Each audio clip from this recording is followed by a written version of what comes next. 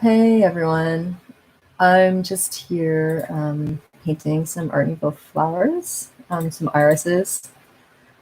Um, yeah, so I'm going to be giving some courses soon on how to paint in watercolor, and I was just wanting to play with different styles. So I've started, obviously, my drawing here. I've used India ink for the outlines just because they don't wet again. They won't re-wet when you go over them again with water, so I know that they're going to stay exactly where I put them. I'm using Winsor Newton Coatman watercolors for these. Yeah, I find the quality is not too bad on them so far. They could be a little bit more pigmented maybe. I'm sometimes having a hard time with some of the bleeds, but for the most part, they're pretty good. Yeah, so I'm just like, I'm going to go through and paint just the leaves for now. So I've taken a look at a whole bunch of Alphonse Mucha's works just to kind of get an idea of how he was painting his irises. And I kind of liked the fact that he had this sort of like antiqued gold neutral color background in some of his works. And I thought that that would, because the flowers that I'm doing are purple and there's sort of yellow tones in the gold, I thought it might help set that apart really nicely in the end. So I'm just kind of building up washes really slowly on here. I'm not even wetting the paper right now first because I'm using so much water in my mix already that it's going on really lightly. I'm actually just gonna, so one thing about pencil, I've drawn this in obviously first. I did my sketch in pencil. If you paint over the pencil, it's not going to erase. So you want to make sure, if you don't want to see your pencil marks in your final painting, just to quickly erase them before you throw your paint down. I'll just quickly get that out of the way. This is probably going to build up slowly. I won't film for too long because it's just going to probably, if this is real time, it's going to bore you watching the whole video. However, it's just to give you an idea of how I approach something like this. And I really just take my time. Like, I'm doing this piece as part of my class that's coming up March 1st. So it'll be 6 p.m. sort of out west in Vancouver, and then 9 p.m. out east in like Toronto, New York area. So yeah, I'm doing this first because I just want to nail the process.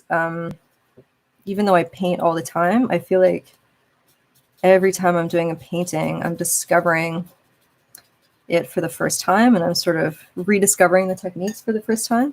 We practice them over and over and over again. Oops, it was green and not blue, but it's okay. It'll make nice colors. We practice them over and over again, but I feel just like every time you do a new piece, even if it's similar with other ones you've done, I just feel like you kind of rediscover the same things each time. Just gonna kind of lay some color down. Not worried too much. If you mess up, I always keep some paper towel on hand. So if you mess up, you can just wipe it away. It's one of the fun things about watercolor. They're actually pretty forgiving because they take so long to dry. Well, not so long. They take a few minutes, but it's long enough that you can discover a mistake and just kind of wipe it away. In terms of brushes, I don't really use anything fancy. I'm using synthetic student grade brushes at the moment. They hold enough water. They're rigid enough that I can move the paint around with ease. So that kind of helps. I will put a link to the materials that will be useful for the classes if you want to join up. It is free. I'll see if I can actually live stream on YouTube while I do the Zoom class. But if you're interested, just drop me a message in the comments on this video, and then I'll send you the email. I'll send you an email with all of the the information. I'm going to be giving my drawings so you can transfer them at home before the class. So I'll give you a little sketch of this. And then I have some others. I'm going to be doing some more styles also. Actually, I'll just put those up now, techniques in these classes. So this is more of an illustrative technique with some black outlines and just more sort of even washes, less detailing. We're also going to do something more like these where they're a little bit more washed out. I've gone in with some pencil crayons, also watercolor pencil crayons, just to get some of the detailing. So we're going to do a few different styles. I'm also going to do some that are just really washed out, and I'm not happy with these compositions yet. So they're not going to be part of the final projects, but just to give an idea, just really simple washes. So if you're a beginner, because these classes are kind of geared towards beginners, if you're a beginner, in the first class, we'll just sort of discover how to handle the materials. So we're going to do some really sort of simple, very watercolor style, simple wash paintings. And I will provide you with a better composition than that for that one. Because usually art, you can be very good at rendering, but if the composition is weak, then the whole thing just falls apart. So I'm going to make sure, so you guys have nice paintings in the end, that the composition is interesting. It'll help you succeed. I think this is supposed to be green too. I wasn't super accurate about this drawing. It's something that I liked about the Art Nouveau style. It's not always about the accuracy of the drawing. So I noticed Mucha, when he does these, he just kind of goes in with a few variations of green. I'm trying to keep to a sort of lightly saturated, more earthy palette on this. I'm keeping a few more reds than blues in my greens, just because I like the sort of antiqued golden feel of those. Darken a few areas in here. I love watercolor because you can just layer really carefully. It's not too overwhelming to work with, I find, just by the way it slowly layers. Again, you can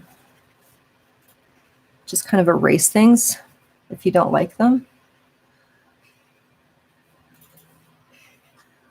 I notice Mucha just kind of leaves some sort of brushstroke areas. So sections are just kind of darker, and he leaves some sort of variation.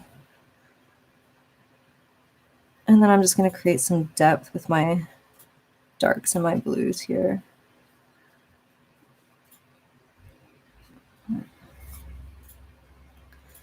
Maybe some darkness in here, just to give it a little bit of volume. So I'm using a little bit less water on my paper because I'm not really, Mucha's style wasn't really so much about bleeding. There weren't a lot of sort of classic watercolor bleeds.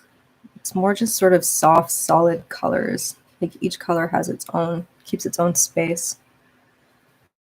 So I'm not really doing any bleeds on this one. We'll do that in another project though, as you saw.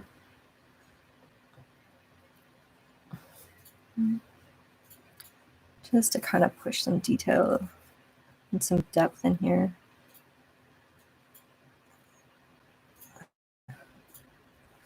Actually, for the background, I also used an India ink. I have this Dr. Martin's sort of gold color, and I just used a lot of water on the background to do that, so that it was really soft and sort of washed out.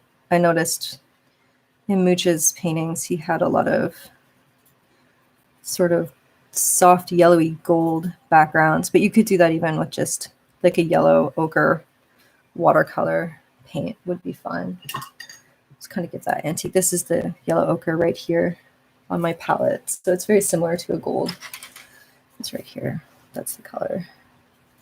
As you can see, This is more yellow and shiny, but they're sort of in the same family, so you could totally get away with that on that one.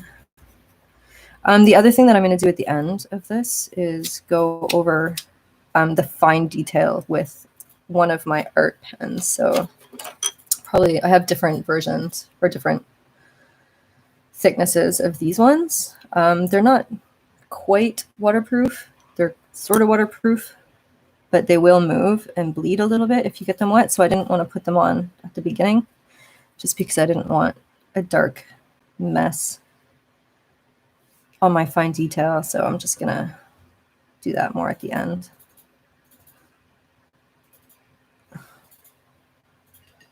And I don't want to overdo these. I think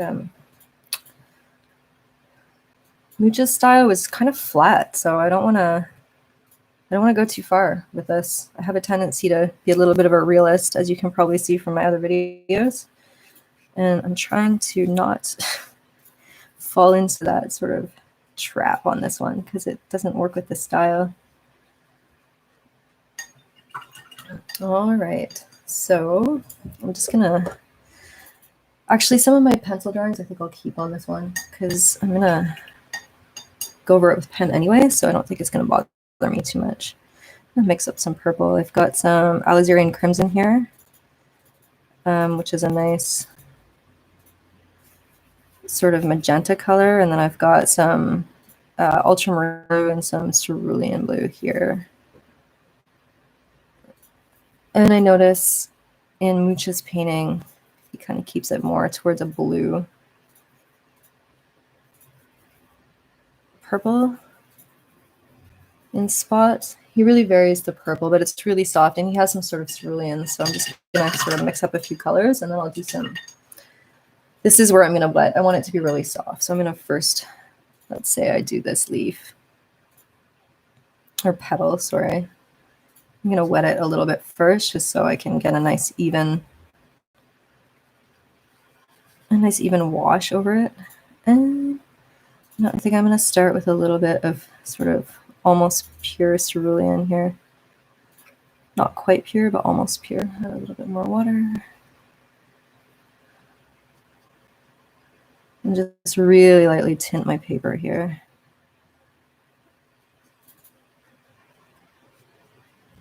So one thing about acrylic, or not acrylic, oil, not even oil, watercolor. I'm mixing up all my mediums. One thing about watercolor, often people say it's a really hard medium to work with, but I actually find this is the one medium that allows you to be fairly timid. Just because if you add enough water, you can absolutely test things out, take your time with it. If you don't like this, for example, if I don't like the color of what I did here, I can literally just wipe it away. And I find that really helpful. If I'm not really sure how I want to go about painting this, I can just kind of test things out and wipe things away as I go. And do this one.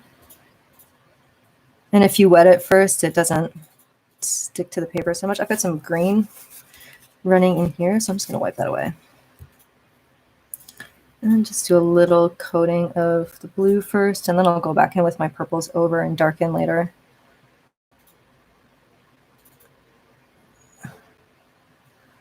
So yeah, totally inspired by Mucha on this one. Different irises though. It's not I didn't rip off his irises completely. I'm just trying to sort of mimic the style.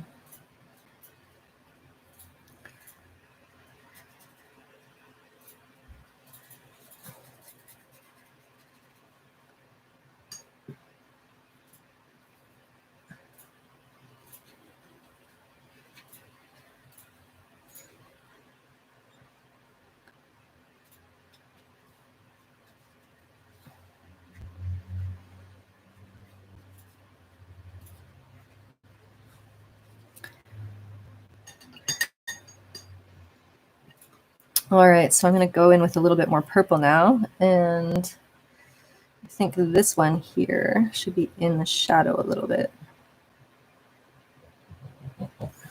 So I'm just going to, this is where I'm going to let the washes happen a little bit, just so they're soft. I'll go back in later and draw in those more fine details with my pen. Another thing with this too, you can really take your time with your values, which is fun. It builds up so slowly. I find it's just such a nice, relaxing, meditative process in watercolor.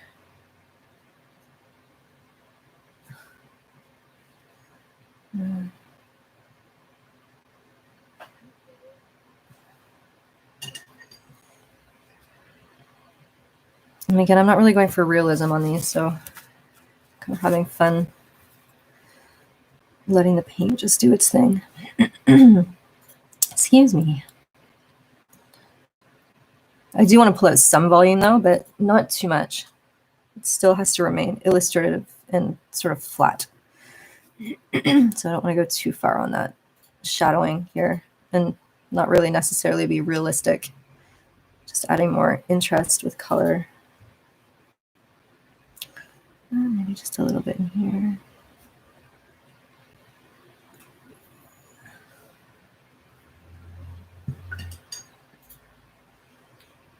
This one, I think I'm gonna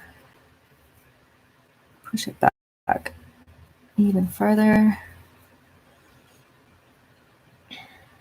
What's in here?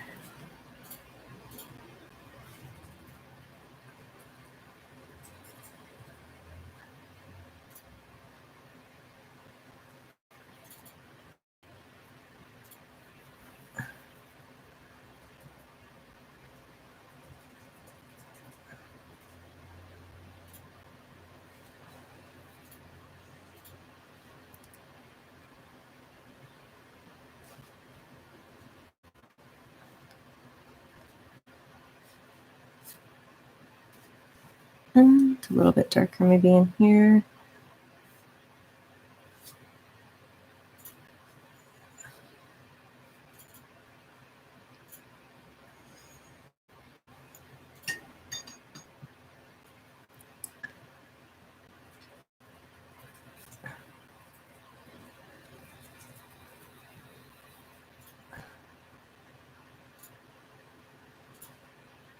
Just kind of varying the colors that I'm using to get my shadows.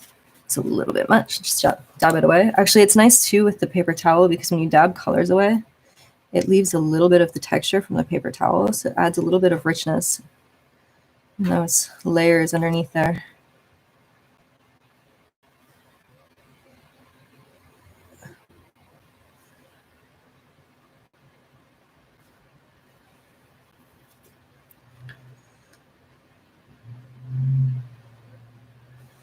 Oops. Moving my paper. There we go.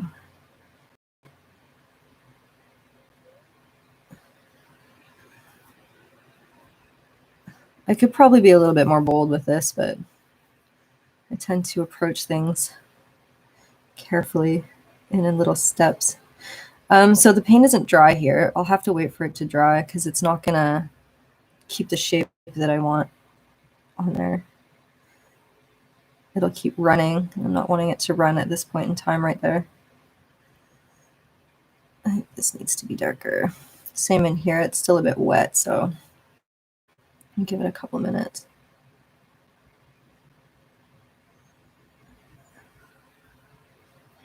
And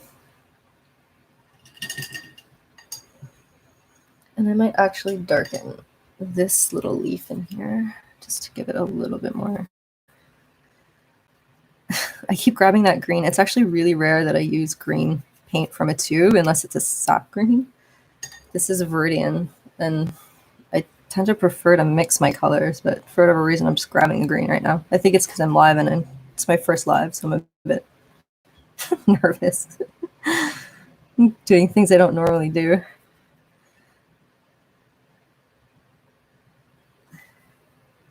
I was actually thinking I would do a video on painting a green scene, like a little green fairy, and I discovered a trick a few years ago to make it look like the fairy was glowing by using warm and cool greens in the scene. And also just so that we can sort of talk about problems of having paintings that suffer from greenitis, where the whole thing just looks like the same green color. So that'll be coming in the future.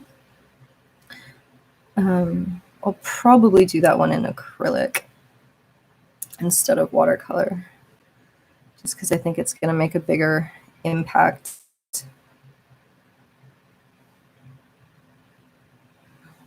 I tend to use acrylic over oils just because of the smell, and I'm living in this tiny little place with not proper ventilation. So as much as I love oil, it's not really practical for my current situation.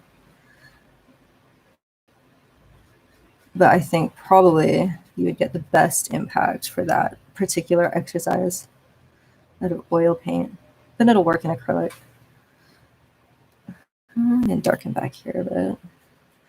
So the one thing that I do want to make sure of, because I'm sort of adding a few darker values in here, I want to make sure that the flowers have the same sort of range of values. So I find right now, this flower, it's not quite dark enough in a few spots.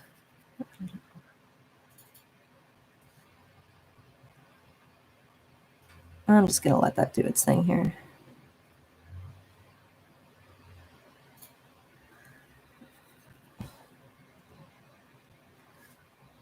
It's still wet, so it's still bleeding. It's good. You can really take your time with watercolor. They stay wet for quite a while, so you've got a lot of room to play and correct as you go.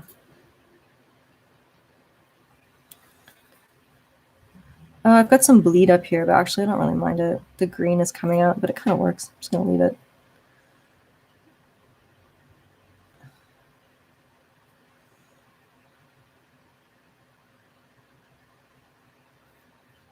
Let's put a little bit more purple in.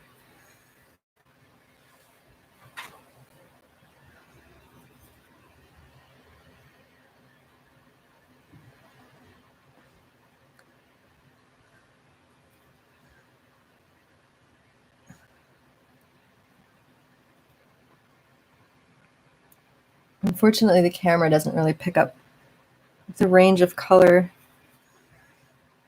properly. It's a little bit more subtlety than what you're seeing in the actual video. But that kind of gives you an idea of how I would work on this piece, just kind of building up layers slowly, adding paint or adding water before I paint if I want it to be soft, and then going back in with straight pigments to darken my areas, and just kind of allowing things to bleed and do their thing.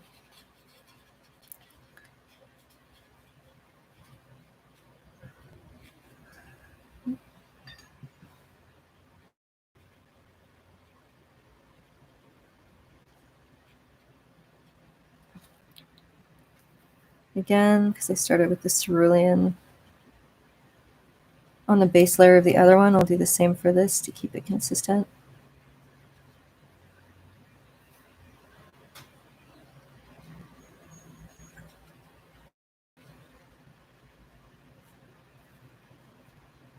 No, it sort of picks up on the camera.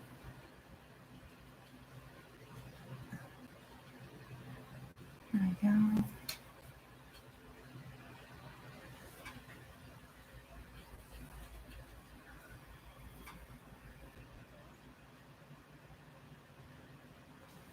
A little bit more.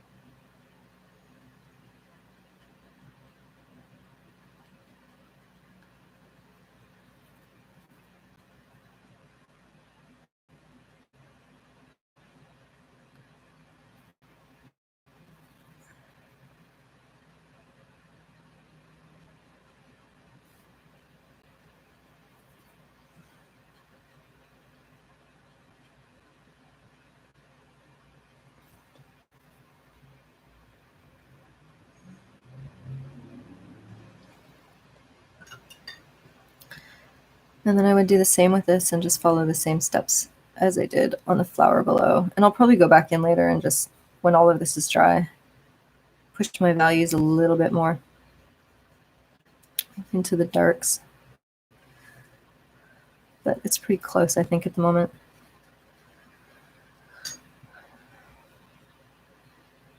If I look at Mooch's piece in front of me, there's a little bit more value contrast in the flowers, so I will add a little bit more into the darks there, just to kind of make everything pop a little bit.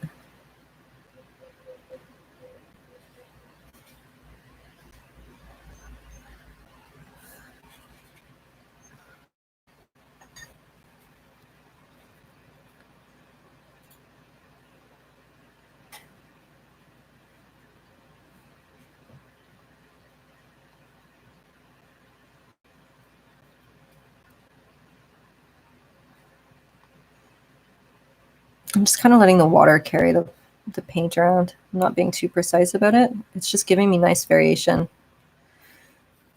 And it's a little bit organic as a process. I think that's the thing I like the most about watercolor, just how organic the process is, and there's a lot of room for making happy accidents. I find it, out of all of the mediums, to be probably the most meditative one. Add a little bit more water in here, and I really like that saturated cerulean up there. Add a little bit more in here.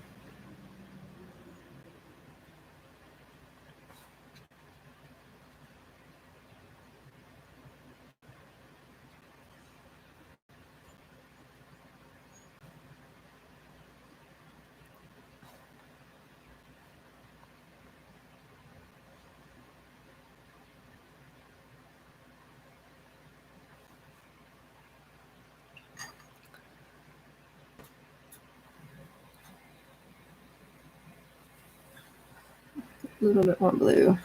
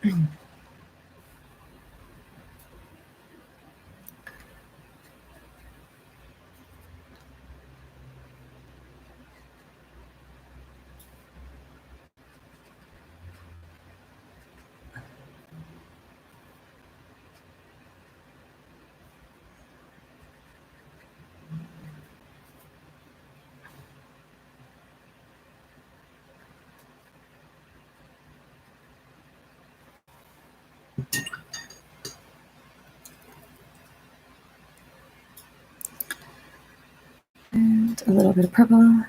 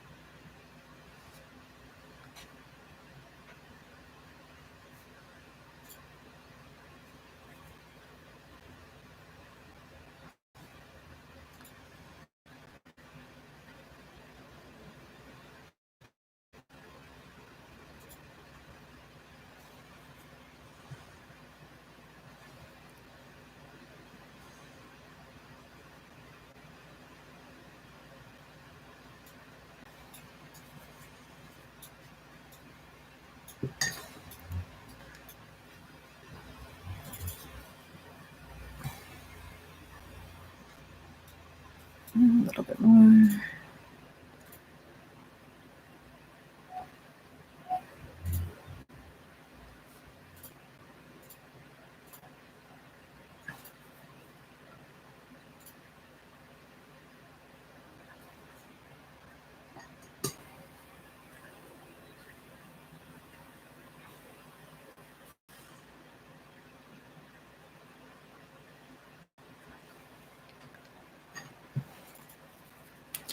I move back and forth just because I want to give things time to dry a little bit before I add more darkness to some areas. Otherwise it bleeds too much if things are too wet, and then I lose my contrast. I want it to stay wet enough though too that it still bleeds into each other, so I don't have sharp defined edges.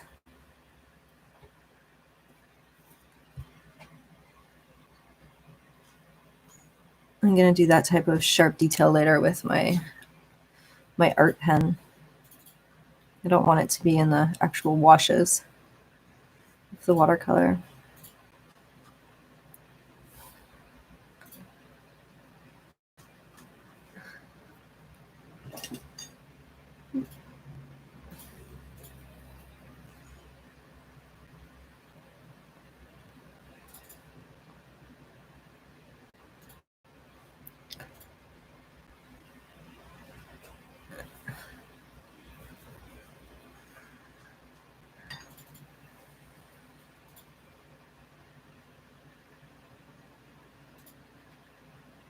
And that's pretty much it for the watercolor part of these flowers. The rest is all going to happen in the detail phase with the pen.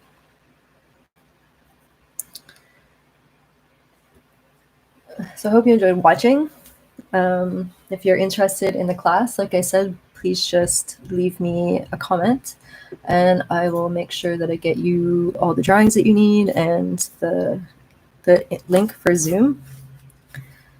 I will see also if I can just live stream the class here on YouTube. So if you want to just follow me and then check back in, I should be able to also put a version up for you on here.